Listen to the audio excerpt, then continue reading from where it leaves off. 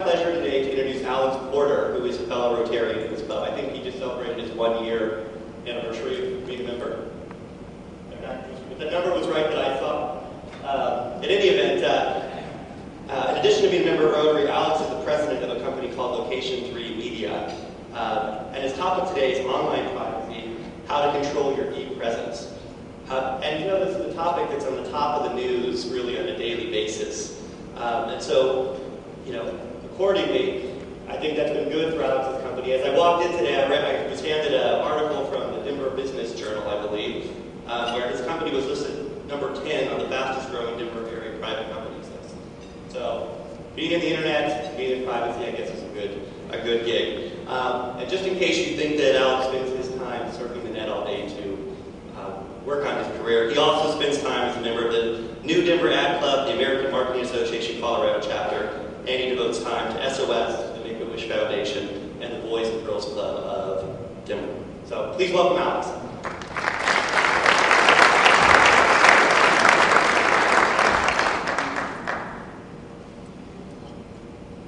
All right, thank you very much. It's an honor to be here. Just really quickly about us, we get a lot of questions about what exactly it is we do. Essentially, we try to connect consumers online with our clients' brands and essentially make the ads show up when you're looking for them and make them relevant. Really what we're here to talk about today is online and online privacy. And there's a lot of pieces of information about each and every one of you online. Some of them you posted intentionally, some of them are from reliable secondhand sources, and some of them might even surprise you. So what we're going to do is, going along with the history theme, we're going to walk through a brief history of the internet. Probably not as far back as Brooke did. And then we're going to talk about some of the ways that companies like ours target consumers like you, how you can protect yourself against that, and some of the current legislations that are in Congress to potentially assist doing that. So, assuming this works. All right, so a long time ago, computers were invented. In the late 60s and 70s, something called packet switch networks were developed, which essentially let networks combine so you could have networks of networks. In 1971, the first email addresses came around with the @ sign. I'm wondering if anyone out here had any of those. In 1982, Internet Protocol was standardized and the idea of a worldwide network called the Internet was introduced. In the late 1980s, commercial internet service providers began to emerge, and in 1990, the first search engine was released from McGill University. There's that man again.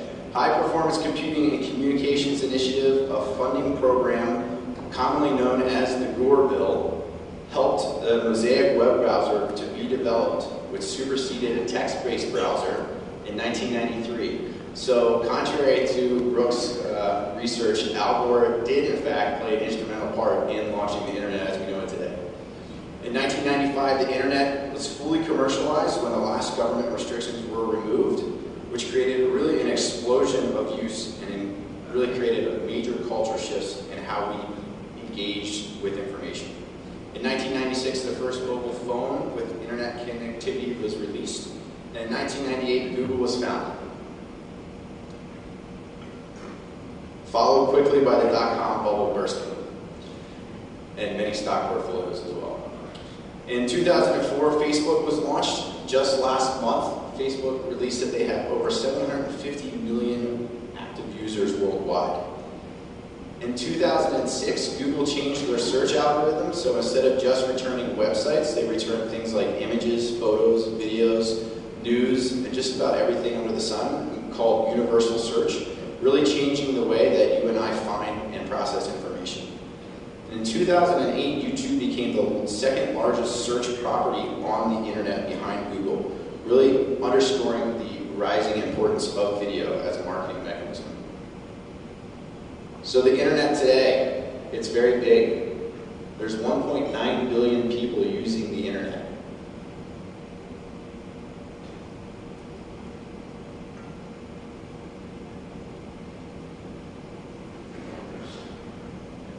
There we go.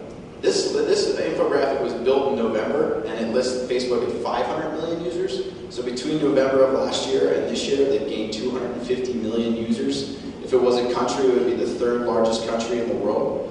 and 150 million people use Facebook on their mobile phones.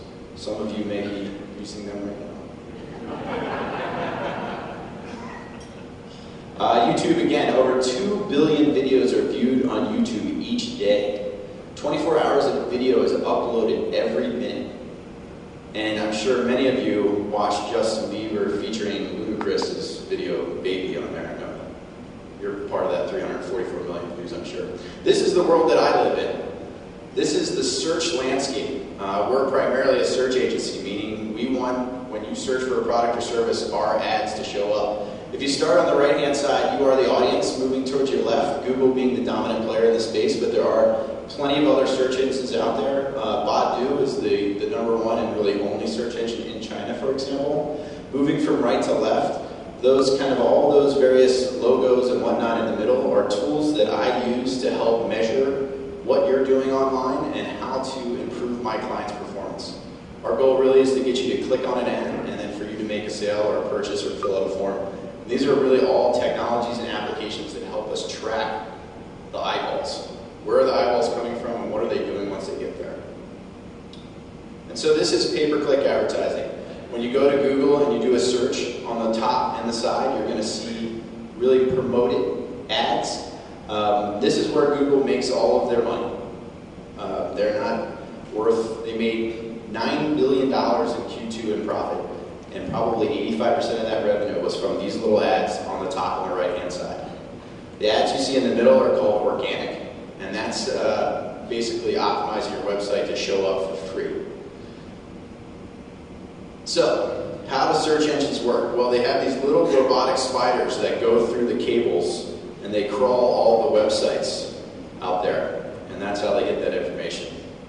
I'm just kidding about that.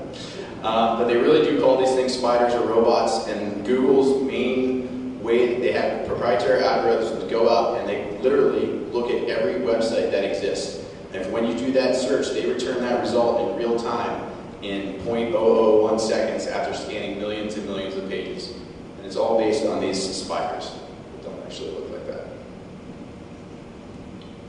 So, how are people tracking you right now?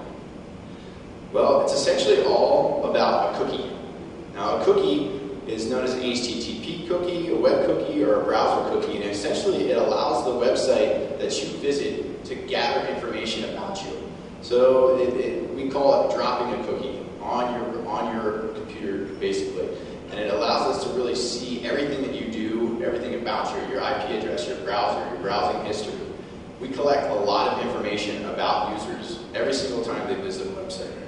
Have you ever, for example, gone to an e-commerce store, put something in your shopping cart, only to return 2 or 3 days later to see it still in your shopping cart? That is the result of cookies. One of the easiest ways to protect against that is to delete your browsing history or your cookies, and we'll get into that in just a second. But Cookie Monster is definitely confused. Here's probably where some of the creepiness comes in. So this is called interest-based or behavioral targeting. And essentially there are a million, well maybe not a million, there's probably about 20 or 30 different companies out there that their main responsibility is to track your every movement online. So if you go to a website about a camera, for example, and then you go visit ESPN and CNN, etc., well, they know that you have some level of interest in this camera. So later on, they're going to show you that ad for potentially that exact camera that you were looking at before. So this is called behavioral targeting or interest-based targeting.